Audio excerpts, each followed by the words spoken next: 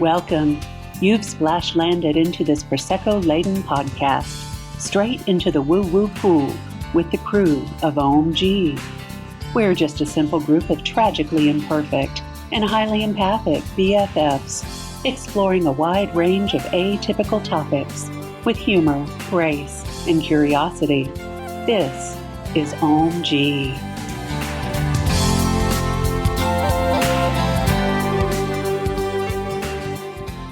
Hello, everybody, and welcome.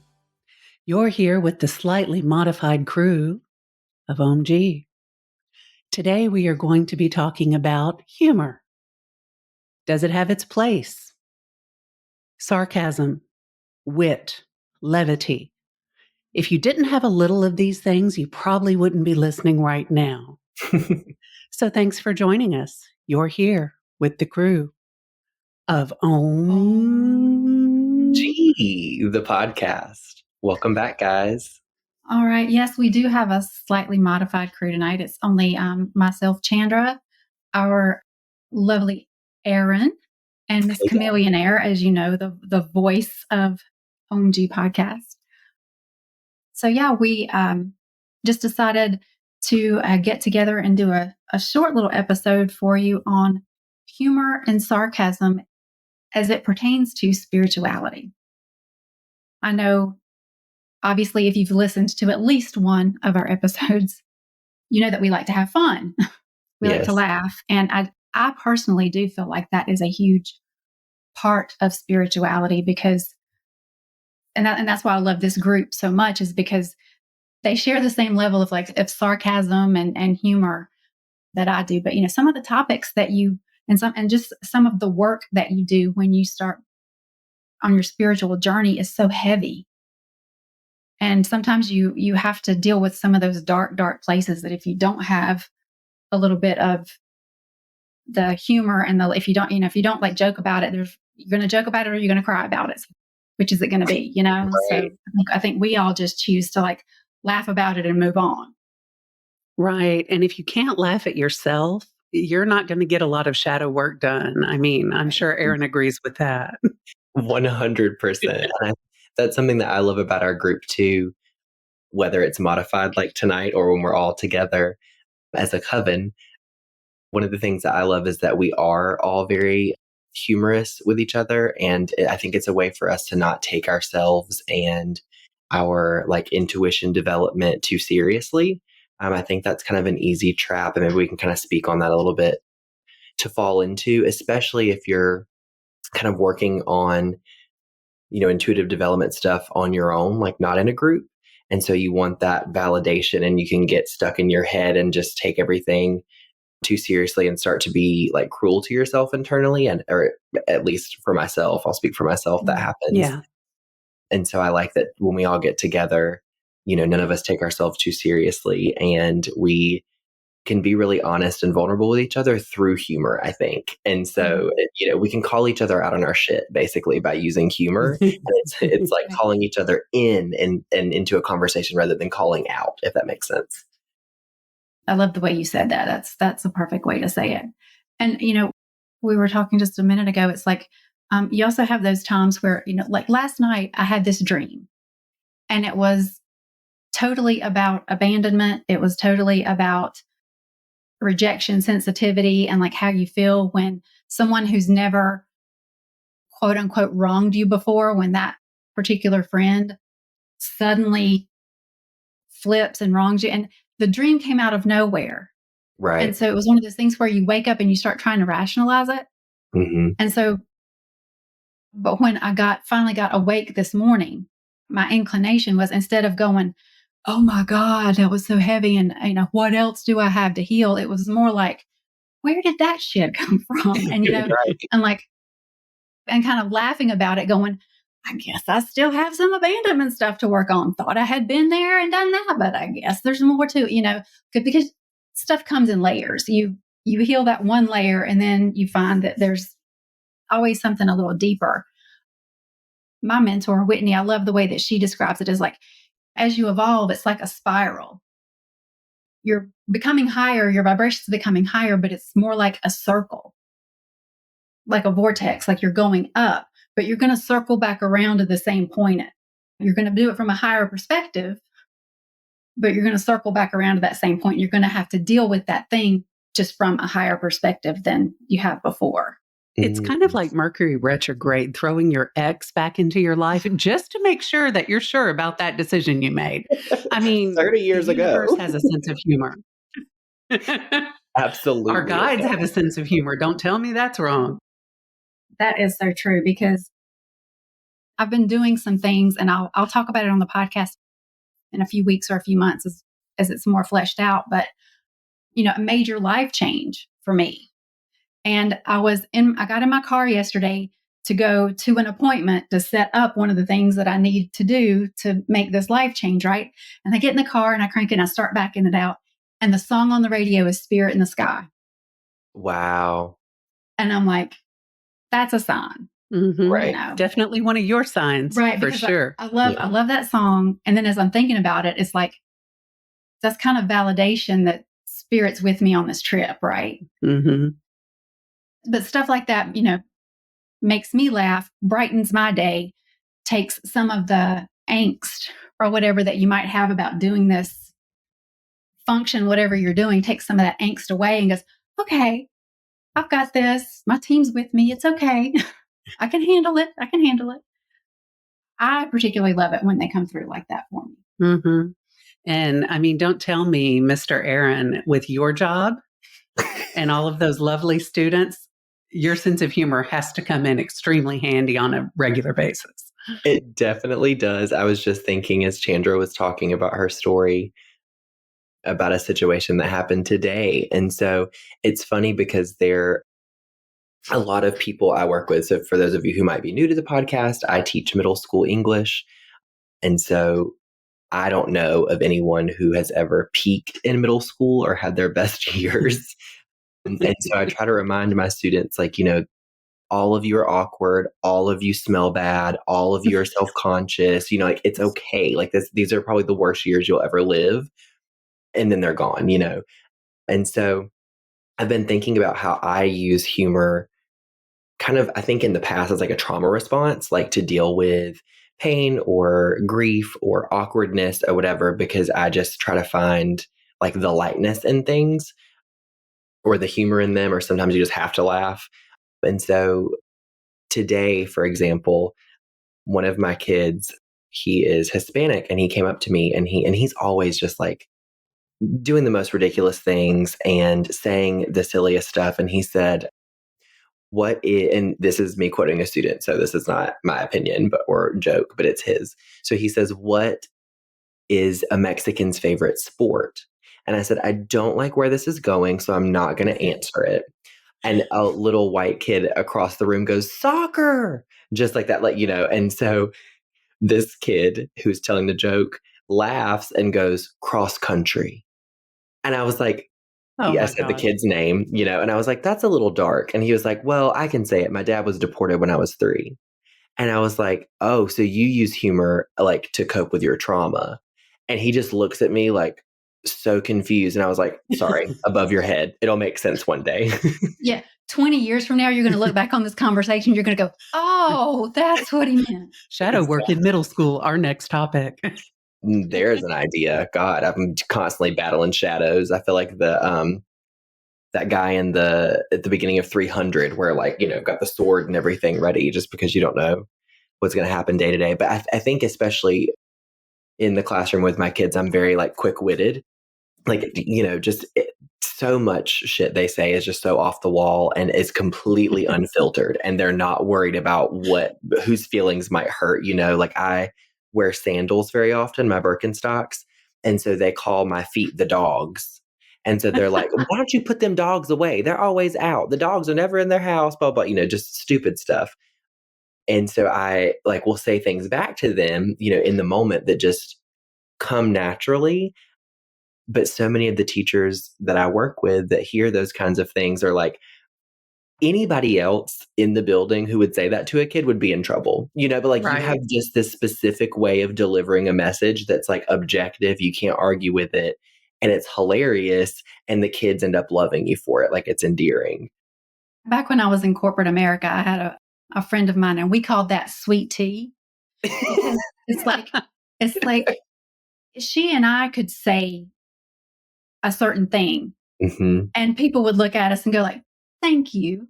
And then there was this other girl who like really, really, really wanted to be in our clique, but just she was one of those people that just like we didn't jive with, and we tried, but the chemistry wasn't there, right? Yeah. But she was trying so hard for it to be. So hard.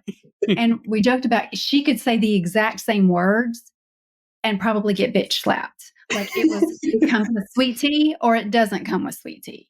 Right. And that's exactly what you're talking about. Like anybody else said that and it's a problem. But because of your inflection, because of your personality, because of how you've treated them in the past and how much they know you love and honestly care for them versus someone who, might be cold or just hasn't fostered that kind of relationship with them, they would take those exact same words in a very different way. Totally. Yeah. Completely. Yeah, we call that sweet tea. Sweet tea. I can definitely speak from a former corporate America standpoint. Sometimes you need that little bit of levity on a conference call when no one has an answer or things get really stiff. Mm-hmm. I have definitely used that to my advantage more than a few times. And a lot of times it will just completely turn the subject and lighten the mood, and then you can say whatever the bad news is. Right. So it's definitely helped out. Well, and then there's also the value of sarcasm in those moments, because you can have that person in that meeting that's just kind of needling you like poke, poke, poke, poke, poke. But you come back with this like well-timed, funny, sarcastic remark that just kind of like flips the script and puts them in their place. And there's no better feeling. Yes. And it's kind of like my mom always called it telling someone off in a Christian way. Mm-hmm. It's like they laugh about it in the moment, but then when they get home, they're like, "Hey, wait a minute." And you were so sly that HR will not be involved. Right. Yes. Exactly. Because she actually read me my Miranda. There's so much time has passed by the time they realize that you were actually like calling them out on some crap that they start to doubt themselves. Like, was that really like, did I take your, what happened? Right. Is it me? Those are my favorite memories. Yes.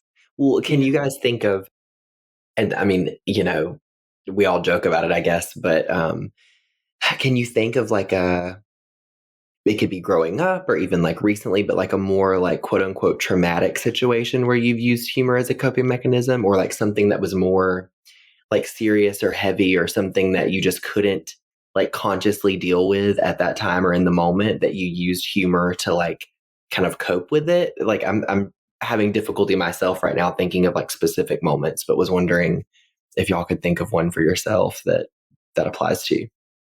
I know we're going to talk about this in a future episode, but the last spirit circle that we had was very intense for me. Mm-hmm. There was a lot of releasing and a lot of healing going on, and it was raw. It was raw. It was that great word. It was very raw. And one of the ladies that was in the circle texted me the next day, and she asked me a question.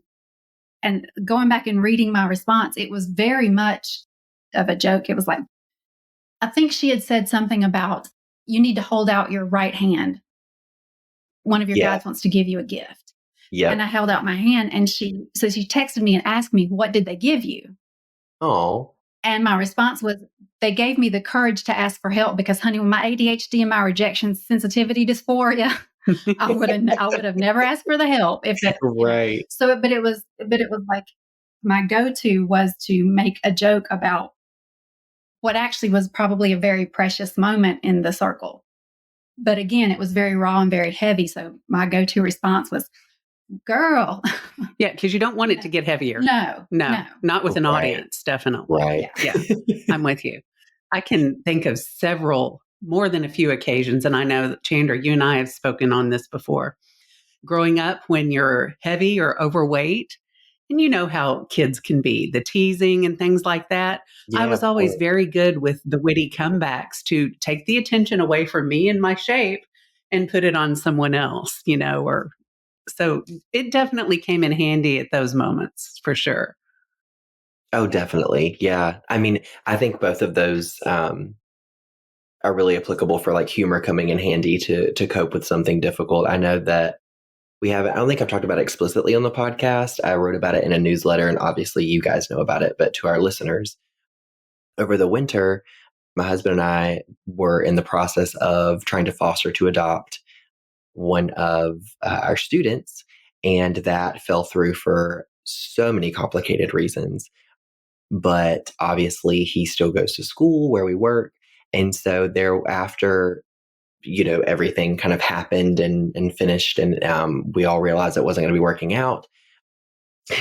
My husband caught this kid skipping one day, like skipping class. So my husband went and was like, I can walk you to class. Like you need to be escorted because you're skipping and you're going to get in trouble and they're going to give you ISS in school suspension. And so the kid was like, I don't need your escort.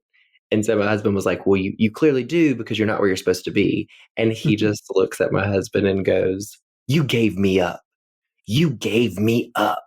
And so when he told me that later, my immediate response, because that's very like traumatic, right? Like to sit there and process that and to hear that. And so my immediate response was, and I do it 300 times over to feel the peace that I feel in my home right now, and yeah, I stand by that.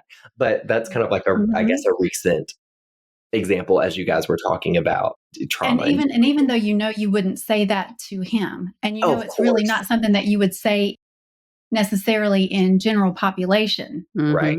But it's like one of those things that I'm thinking it. Mm-hmm. Like in the privacy of your own home, it's like, I'm thinking it, I might as well say it. Right. And go ahead. No, I was going to say, and knowing you like I do, Erin, I can probably think that the immediate reaction might have been to choke up or feel like, oh man, why didn't I try harder? But no, your brain was protecting you and it came in and it swooped in like Superman and reminded you who you are. Yes, 100%. It made me feel like I hadn't lost my power and like that I knew that I was doing the right thing all along, and that like no one can say or do or act any specific way to make me feel otherwise. So, spirit has a crazy sense of humor.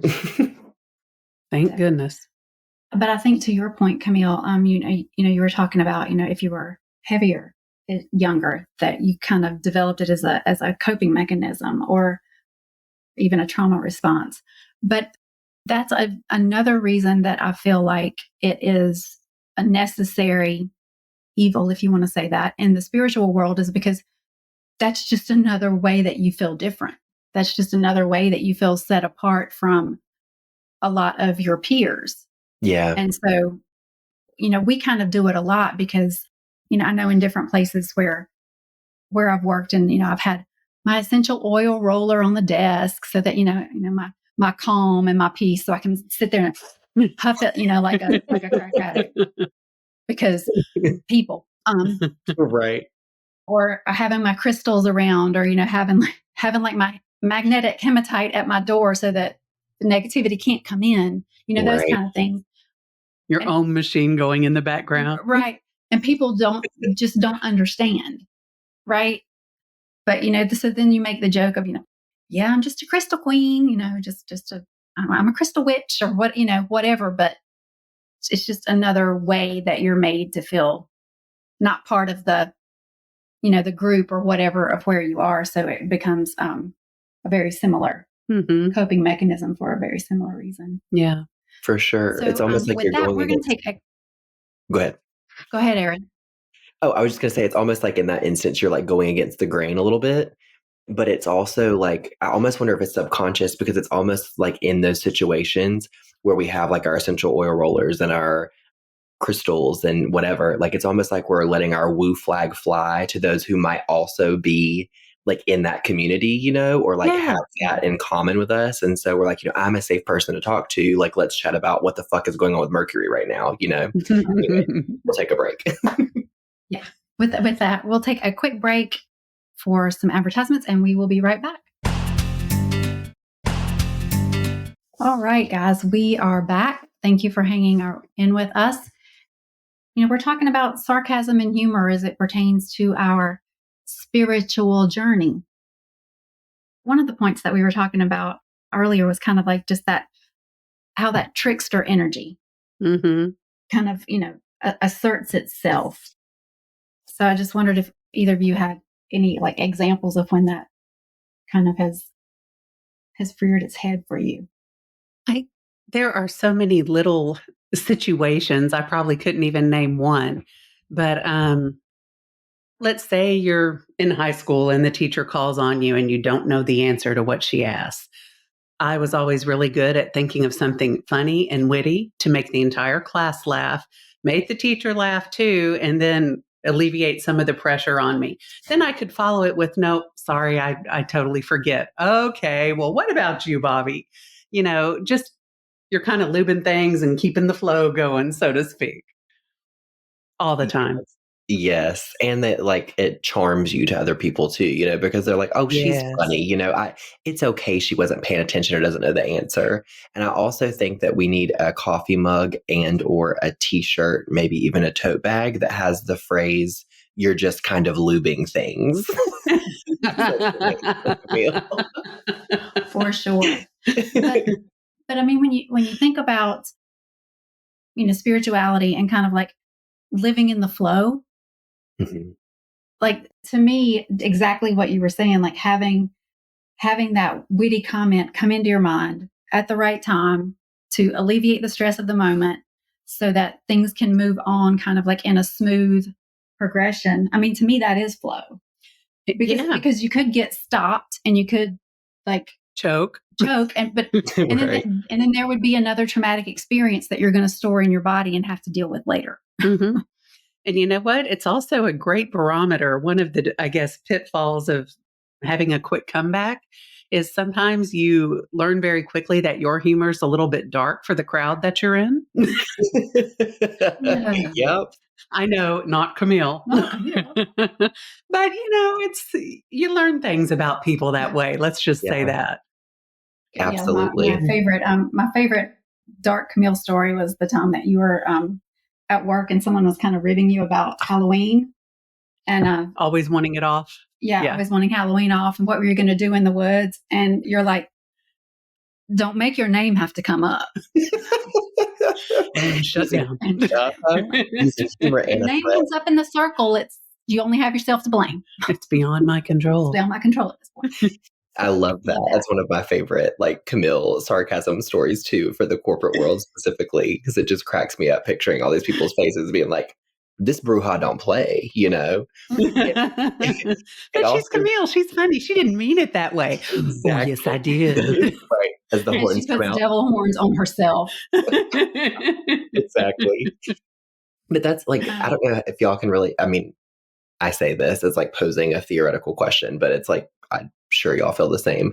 But oftentimes, like when I never really in any context, whether it's social, professional, with friends or with my Christian or whatever, like I don't really ever think about what I'm about to say. I just say it, which I think could get me in trouble, I guess, in some context. But I guess kind of like what you were talking about earlier, just the intention and the tone and the cadence with which I'm saying it makes it, even if it's a little bit offensive, people are like, well, but it's Aaron, and so like, do y'all kind of find that with yourselves as well? Like when you just let it roll with like being in the flow with your humor and intuition?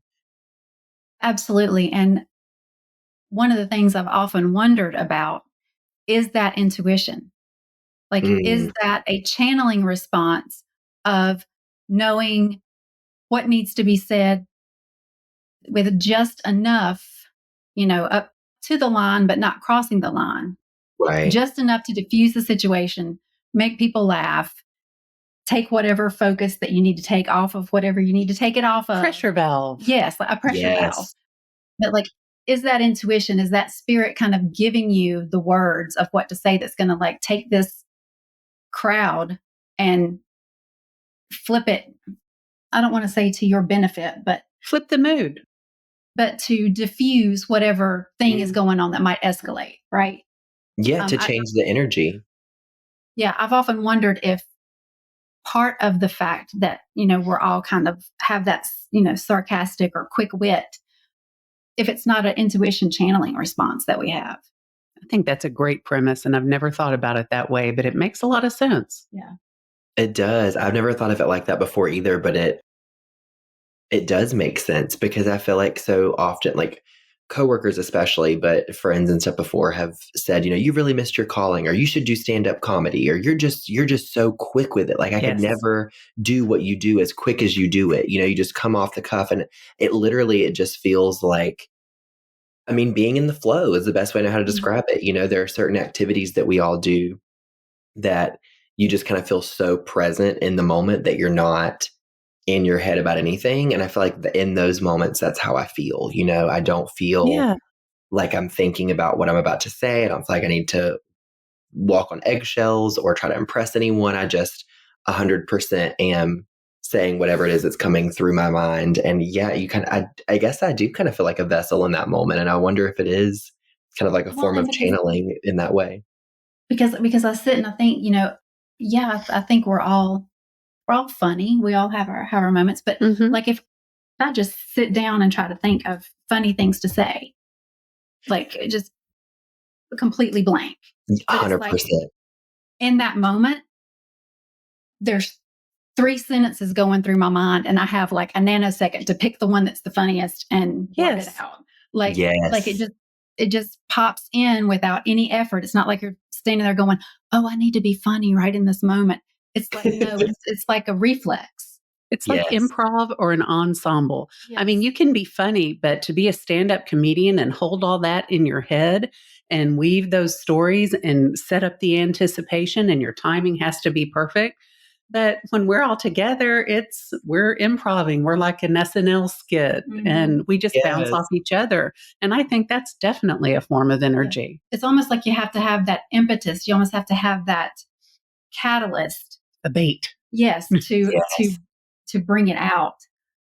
But when you talk about being in the flow, another thing that I've kind of mused about or theorized about is, we all manifest from a place of joy.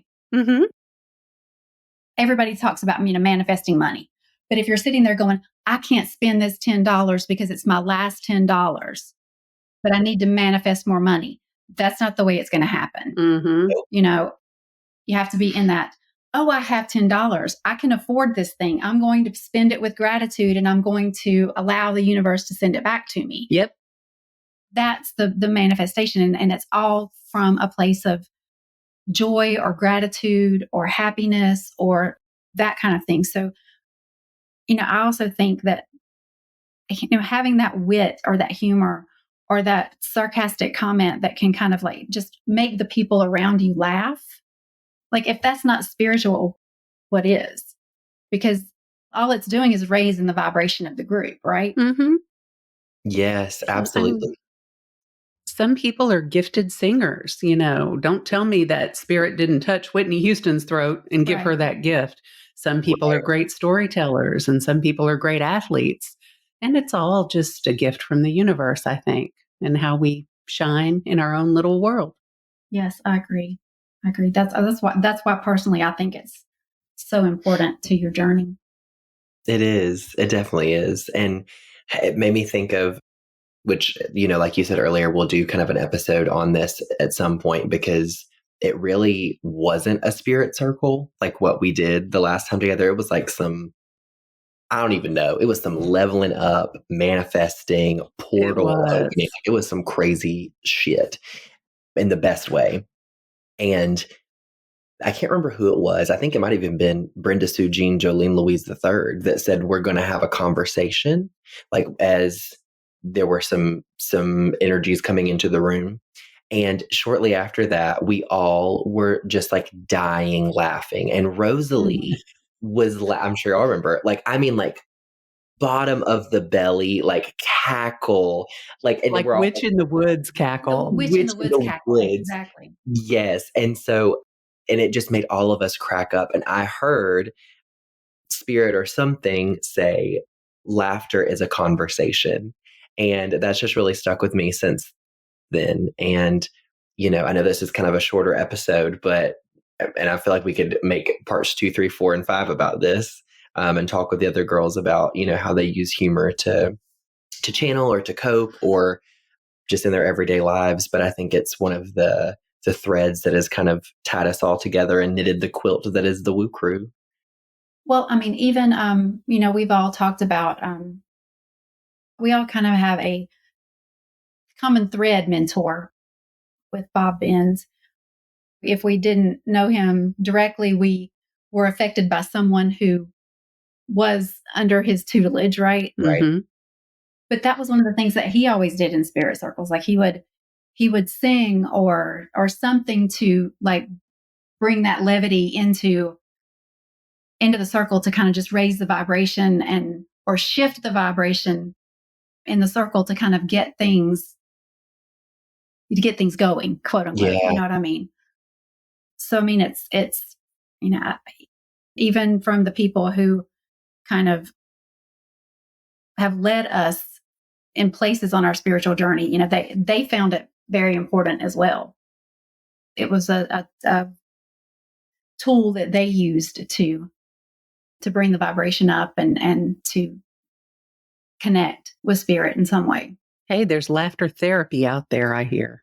Yes. So there's something to it. Lots of endorphins flying around your bloodstream. Yes. Laughter goat therapy, I feel like is something we all need to get behind. That would just be so fun, just out in the field. Goats are just funny in and of them. Yeah. Baby pygmy goats. Pygmy goats. Okay, I'll stop. Yes. Love that idea. So we talk about laughing. There's this one video on Instagram or TikTok or somewhere that I saw, and it's baby pygmy goats in pajamas hopping. And they come through a door, and like they're in single file, and they all like come through the door and come toward the camera and run by, and they all have like onesie pajamas on, and they're teeny tiny, and they're so baby that they don't yet walk, they pop. Oh my gosh, that is so It is the most precious thing I've ever seen. That makes me think of... I think that's a thought to leave with for sure. Yeah. It is. This is a perfect little segue because it relates to this. So I just like a ding, like spirit with their sense of humor. So I recently started seeing a new therapist who works on a farm. And so during our sessions, there's a fat chihuahua named Paco that will come and sit on my lap as I'm talking to her, and I'm rubbing on Paco and telling about my childhood trauma. And there's horses and cows and chickens and ducks and turkeys and pigs. I mean, a full ass fledged farm. And so I cannot make this up. My last session a week or so ago, she and I were sitting out in the field, and we were talking about something, and it was like a situation in my childhood that is like manifesting subconsciously now in my adulthood. And so she said, when you feel that way, that message that you took away as a child, who does it sound like? And so as I go to speak, I hear bah! Behind me, and I look, and I shit y'all not, there are like 10 little baby goats just running through this little gate, and they come back behind us, and she and I both just crack up, and it was so cute. And it made me just remember to, not take things too seriously. But it was just so funny that I was about to speak. Well, who does that sound like? I love it.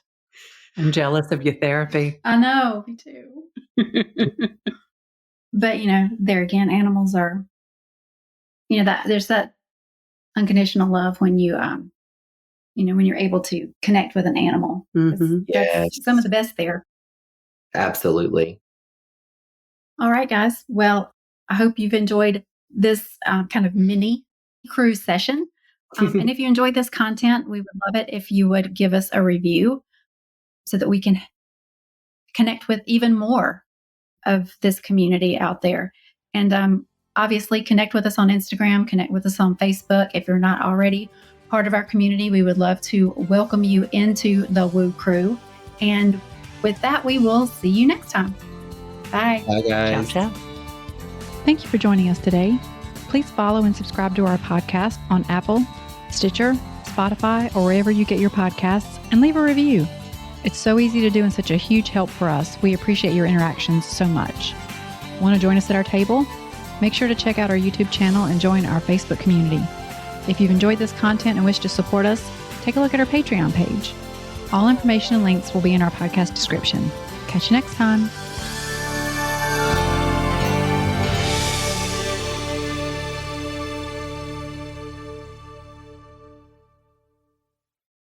This podcast is part of the Sound Advice FM network. Sound Advice FM. Women's voices amplified.